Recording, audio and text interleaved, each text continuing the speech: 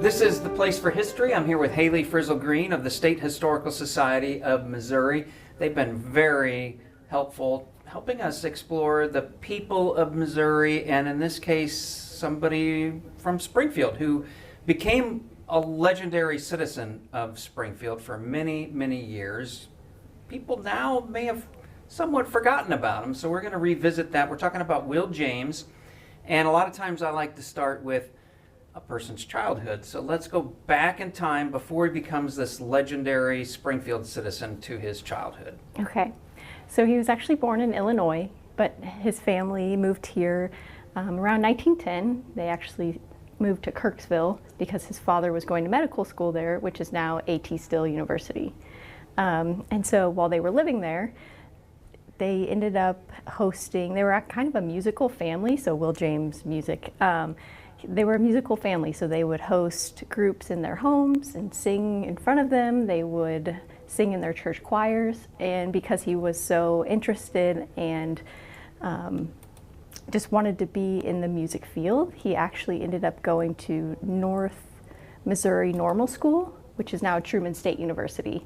And so he studied music there, which that's not the surprise. The surprise of all that is he was actually only 13 years old. What? When he went to school there. 13? Yes. In college? Yes. So yes. he's a prodigy in a way. Right, and he actually had music tutors from Peabody, which is a pretty well-known college on, I think, maybe the East Coast. But yeah, he grew up in a musical home and continued it until he moved here to Springfield.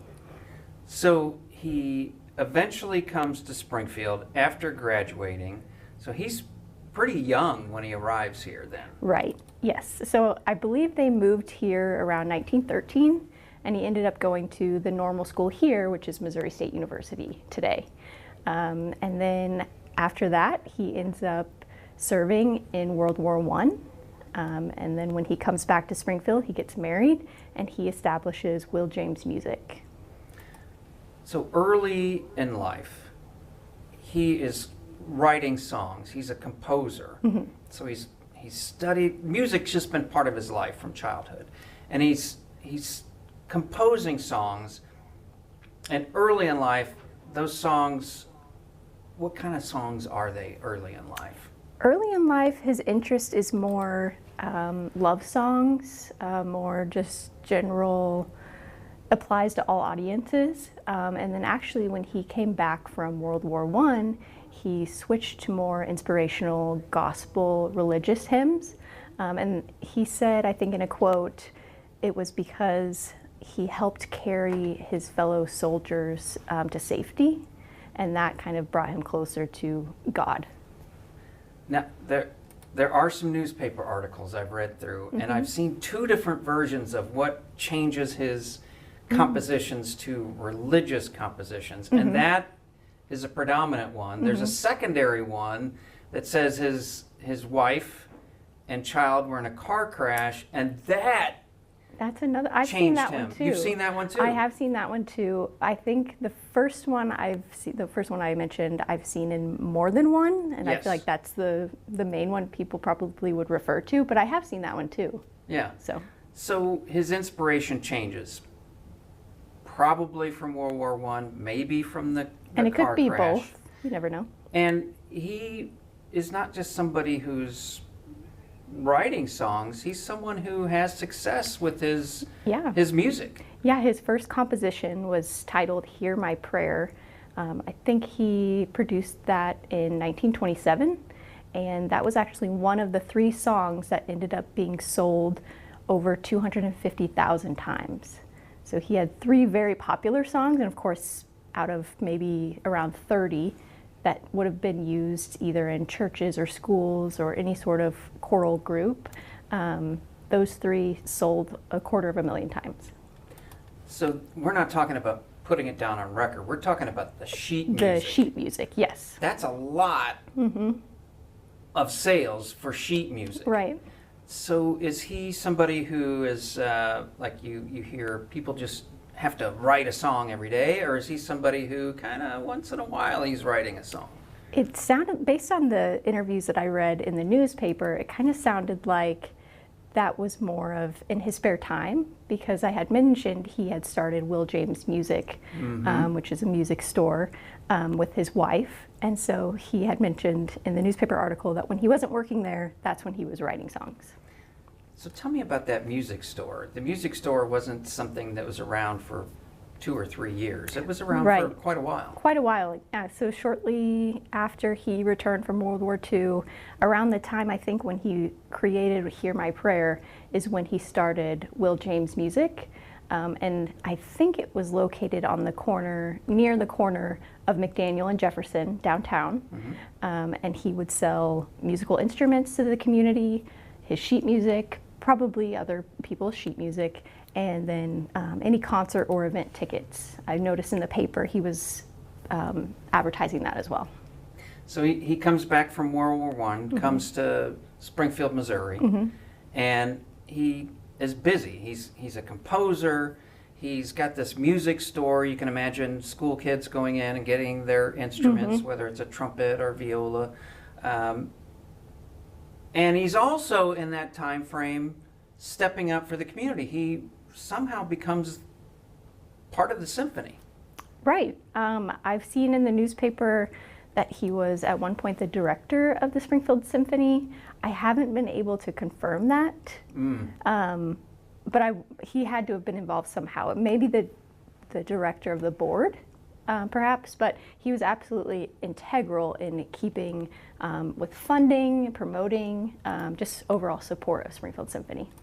And the reason the State Historical Society of Missouri knows more about him than some people know now is because you have some documents from his estate. Correct. What are those documents? So his daughter-in-law and granddaughter actually donated around 25 of his sheet music, pages of his sheet music. And we have, including Hear My Prayer, and we have the original handwritten composition, Hear My Prayer, but also printed copies. The collection contains copyright and then agreements with different publishers.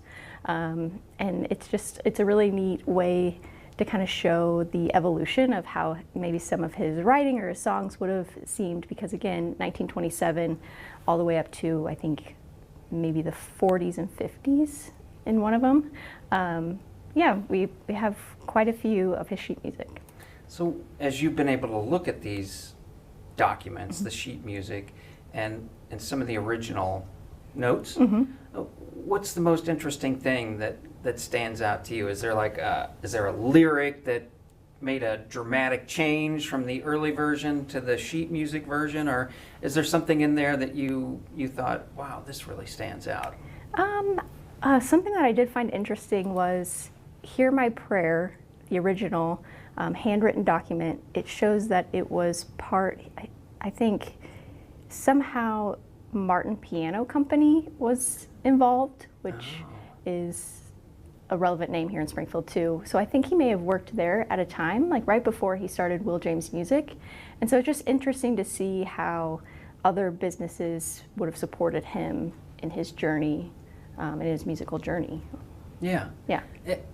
He touched the community in so many different ways, it seems, over his lifetime. Yeah. Something interesting too is he joined the local musicians union in 1913 when he came here.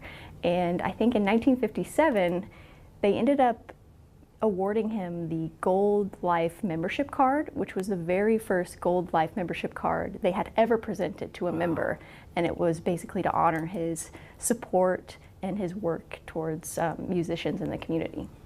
So he was much loved in the community by 1957. Quite the legacy of working here. Maybe I should ask you about that legacy. What is his legacy in Springfield? Off the top, I said maybe some people have kind of forgotten about him, but clearly not everyone. No, I wouldn't say everyone. I know that his son and their family had moved up to St. Louis, so maybe that name wouldn't have perpetuated further after he had passed away. But I'm sure music historians or those who are really deep into the music community here in Springfield, especially in the early to mid 20th century, would definitely recognize his name, especially associated with the business, maybe not so much the compositions. But that's part of what we do at the State Historical Society is if we get these collections, we want to promote and engage with the community and say, hey, here's a piece of history that maybe some people don't remember, and here's what we have.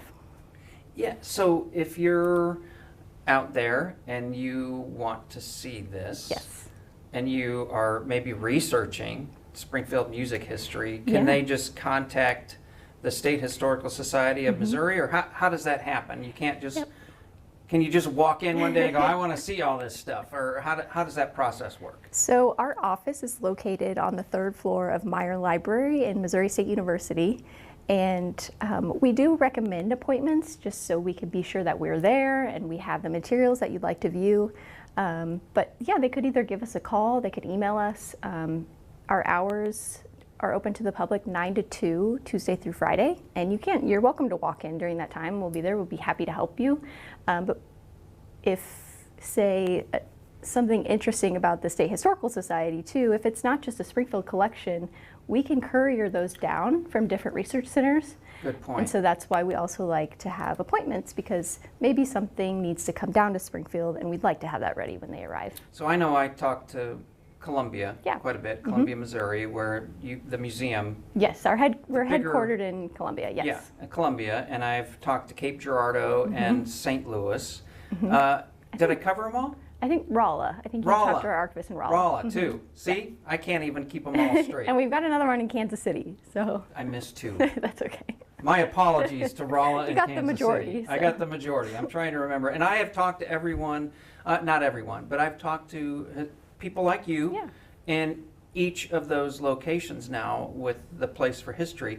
So you could walk in, but you may not walk out with all the information you wanted, Right. versus if you call ahead and say, I'd really like to know about Will James. Yeah, absolutely. Okay. And you'd also have a publication, Yes. the State Historical Society of Missouri. It's called, if I remember right, Missouri Times? Yes. Missouri Times.